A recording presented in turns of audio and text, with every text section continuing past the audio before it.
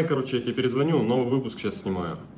Привет, друзья! Сегодня я хотел снять для вас большой обзор на Краснодар, но днем было 39 градусов, и я решил, что лучше-ка я посижу дома под кондиционером. Ну а сейчас, в принципе, температура уже спала до 33 градусов, и я что-то так устал уже сидеть дома, поэтому мы сейчас с вами быстренько одеваемся и идем в парк, пока еще не совсем темно. Я бы очень хотел вот это создание, конечно, с собой взять, да, принцесса? Но, к сожалению, в парк не пускают с животными. Вот такие движения у нас здесь происходят.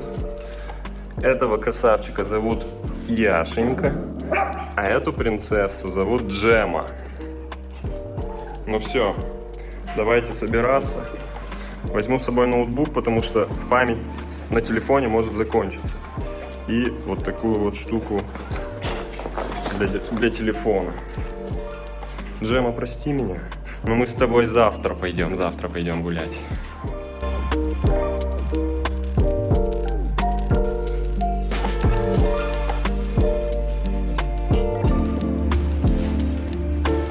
Сейчас на улице уже не так жарко, но, конечно, все равно душно.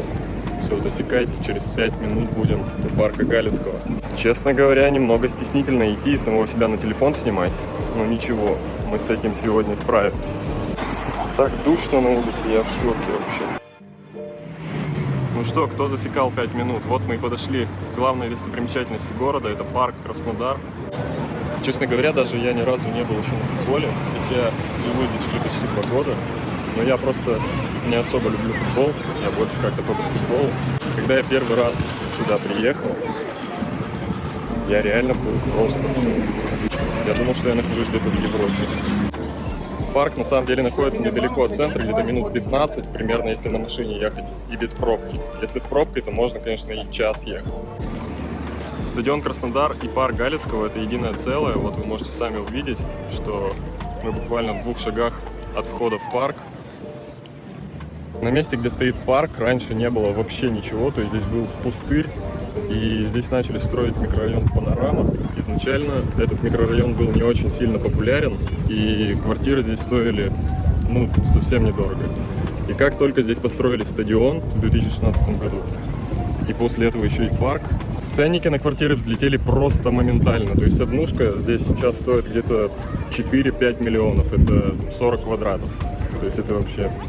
Ну, понятно, по московским меркам это вообще как бы копейки, но по краснодарским меркам это достаточно большие деньги. И сейчас мы идем с вами на первую локацию. Это обалденный пруд с большими рыбками. Там всегда много народу. Мне кажется, это просто идеальное место для дистанционной работы.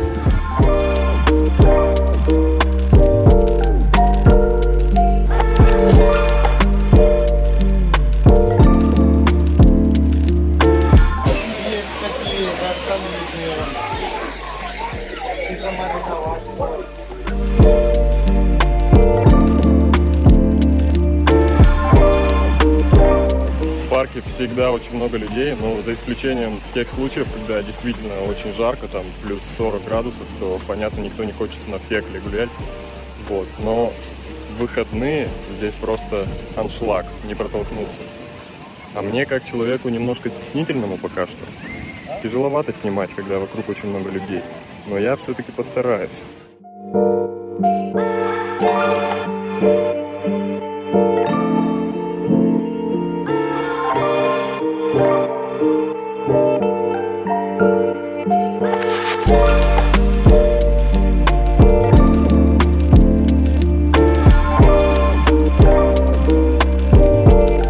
В парке очень много водоемов, фонтанов и всего, что связано с водой.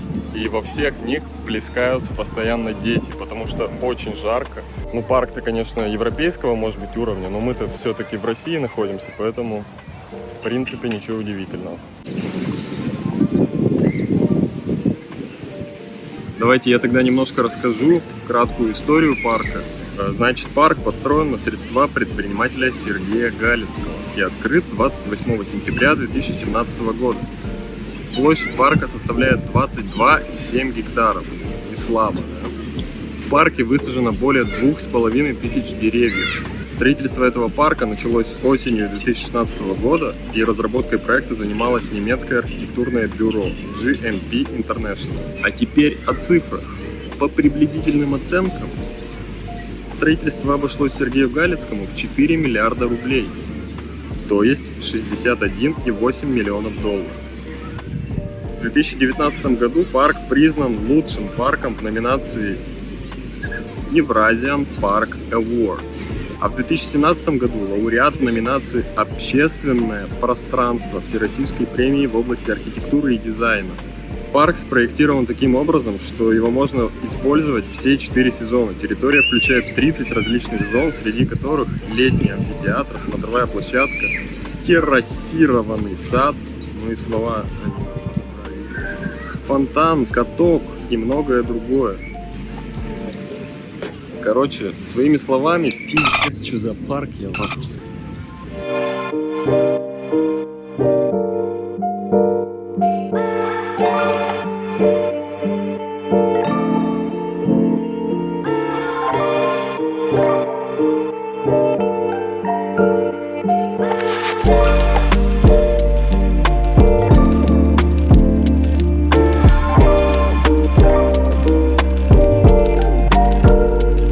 Я извиняюсь, качество сейчас будет вообще, наверное, не очень, потому что стало темно, а телефон не очень хорошо снимает в темноте.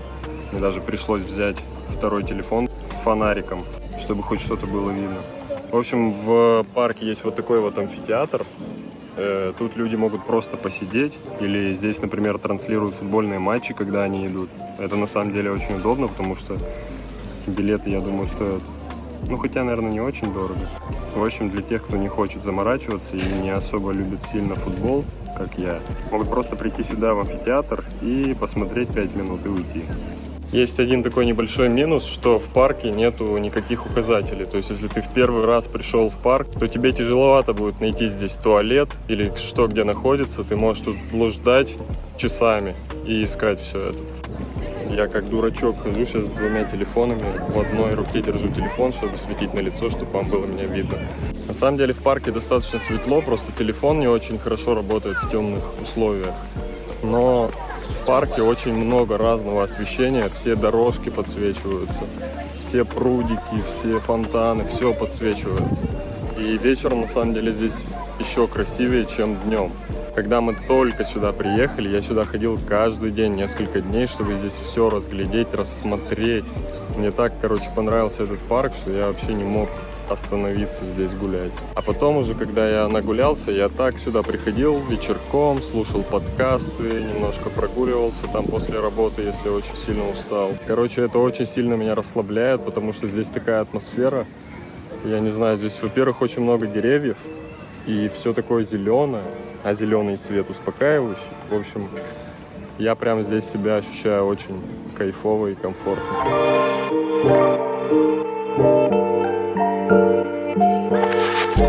В общем, я понял, что снимать обзор парка для вас в темное время суток — это не очень удачная идея, потому что камера айфона вообще не вывозит снимать в темноте. Поэтому мы завтра сюда с вами вернемся и поснимаем все в наилучшем качестве. Я надеюсь, все будет в порядке, я не умру на 39 градусах, но что не сделаешь ради контента, как говорится. Сейчас смотрите, что будет. Это кто? Это кто пришел? Джема. Я прошу прощения, Джемочка. Ну вот получилось так, что без тебя вот пришлось снимать. Ну все, я уже дома, сейчас перекушу, немножко поиграю в плойку с пацанами и пойду спать. А с вами мы уже увидимся завтра. Для вас это будет 1 секунда. Примерно как... Ну что, чистим зубы, завтракаем и идем снимать дальше. Ну что, мы снова выдвинулись. Хотел выйти из дома, пока еще было 30 градусов, но пока завтракал, уже стало снова 35. Ну ничего, надеюсь, мы выживем. Очень, кстати, повезло. Я вот сейчас иду, и людей практически вообще нет в парке. Видимо, в воскресенье люди решили посидеть дома. Ну и, конечно, жарко. Наверное, все сюда придут ближе к вечеру. Ну а нам никакая жара не страшна. Мы в кепочке, все как надо. Вот можете ощутить разницу, как было здесь вчера людно и как сегодня. Наверное, то, что вчера я успел снять, пока было еще не совсем темно, я уже повторно снимать не буду. Покажу какие-то новые инсталляции.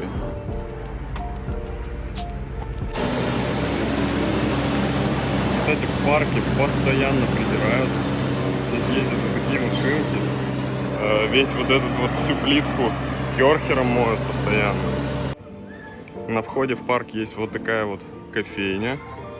Здесь постоянно сидят люди. Здесь очень вкусный кофе. Также у парка есть свой ресторан. Он называется «Кафе Краснодар». Если вы вообще, в принципе, захотите покушать, пока вы гуляете в парке, то приготовьте котлетку, потому что ценники здесь не маленькие. Здесь есть вот это вот кафе Краснодар, также здесь есть бургерная и кофейня. В кафе Краснодар я не ходил ни разу, но слышал, что ценники там достаточно высокие. Мы ходили только в бургерную, там были реально очень вкусные бургеры, но там что-то один бургер в районе 500-700 рублей. Опять же, по московским меркам это в принципе нормально. Ну и, конечно, для такого места, как парк Галицкого, я думаю, что это тоже адекватный ценник, потому что здесь, скорее всего, аренда просто космическая какая-то. И, в принципе, в таком красивом месте, я думаю, такие цены и должны быть тоже красивые.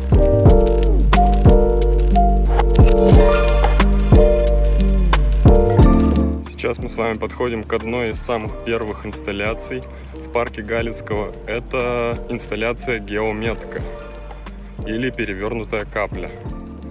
Сейчас подойдем поближе. Вот здесь можно заметить, что лежат такие подушечки, на них можно посидеть, полежать, покайфовать. Если присмотреться, то здесь изображена панорама того места, где ты находишься.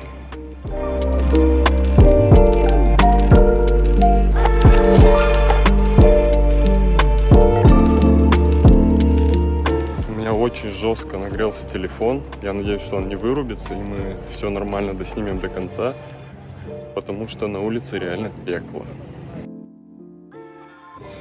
Вот, кстати, это кафе Краснодар, о котором я говорил. На втором этаже там есть такой летничек с зонтиками. В общем, такое приятное место. Но, к сожалению, пока что я сюда не ходил.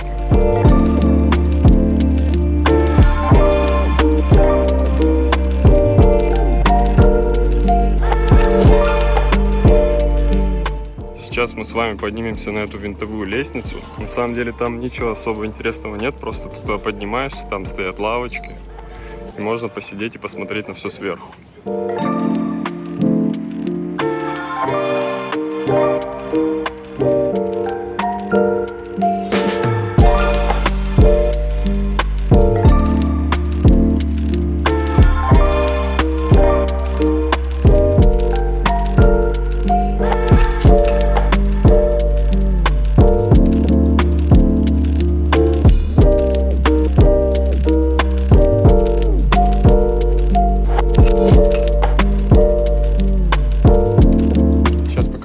Классную штуку. Здесь в парке есть место, где можно поиграть на уличных музыкальных инструментах.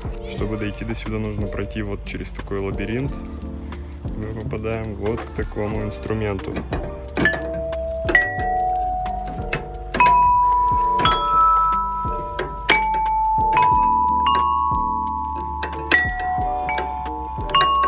И здесь же рядом есть вот такие вот очень удобные лежаки. Вечером все эти одуванчики подсвечиваются. Здесь обычно люди просто сидят, читают книжку, отдыхают. Кстати, в парке постоянно появляется что-то новое. То есть вот этот пруд с рыбками, когда мы сюда приехали, его не было. Он появился немножко позже. И постоянно я вижу какие-то закрытые еще до сих пор инсталляции, которые только в процессе строения. Здесь постоянно добавляется что-то новое. Это очень классно тоже. В парке также предусмотрено очень много развлечений для детей. Есть различные детские площадки, тоже всякие инсталляции для детей.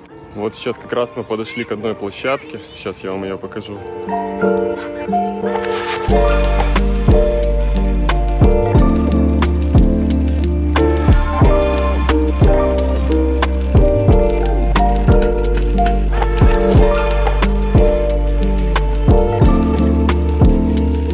Если бы у меня в детстве была какая-нибудь такая же детская площадка, я бы, наверное, был бы вообще счастлив.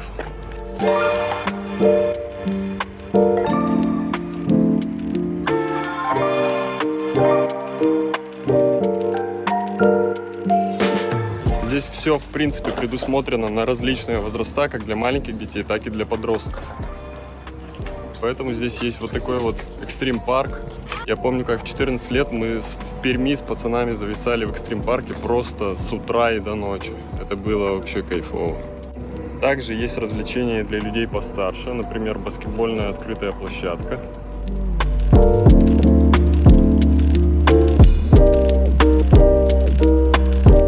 И вот там вот еще есть теннисный корт. Я, конечно, не очень понимаю, как в плюс 39 здесь можно играть в баскетбол, но это, наверное, больше предусмотрено для осени и весны, наверное, даже для зимы. Есть еще также вот такой скалодром.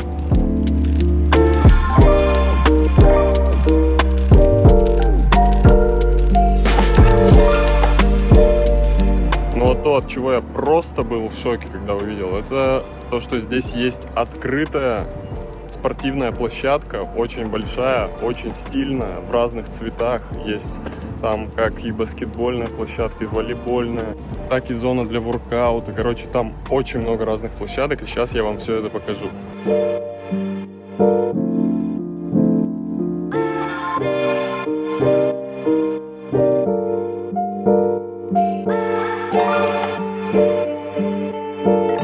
В спортивную зону я хотел показать еще вот такую инсталляцию. Я, честно говоря, не знаю, что она означает. Маленькие серебряные дети, зеркальные. Возможно, это что-то типа против абортов, я не знаю. Кто знает, напишите в комментариях. На входе в спортивную зону нас встречает вот такой фонтан.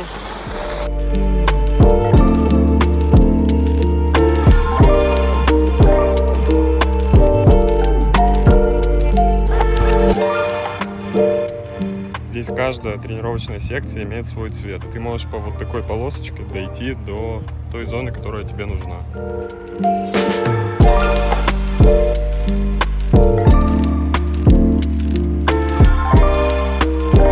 Смотрите, это же просто кайф.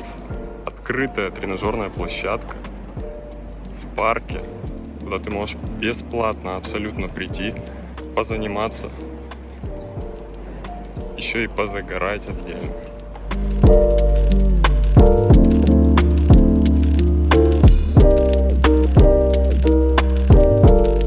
Здесь есть, в принципе, тренажеры на все группы мышц, поэтому здесь можно стать загорелым качком абсолютно бесплатно. Но делать я этого, конечно же, не буду, может быть, немножко попозже. Сейчас у меня, к сожалению, не хватает времени. Да я и так неплохой. Вот такой вот Майами-Бич. Ну реально же, напоминает Майами. Такой футуристичный теннисный столик. Выглядит прикольно. И, конечно же, здесь есть площадка для стритбола. Со своими пацанами приглашай своих подруг. Поиграем в стритбол 3 на 3. 3 на 3. О май гадабл. Ну здесь, конечно же, опять 2 человека на весь этот спортивный центр. Просто потому, что я думаю, что никто солнечный удар во время тренировок получать не хочет. Наверное, вечерком здесь будет просто куча народу. Везде здесь можно увидеть голых детей. Как бы странно это ни звучало. Но в каждом месте, где есть вода, купаются маленькие дети.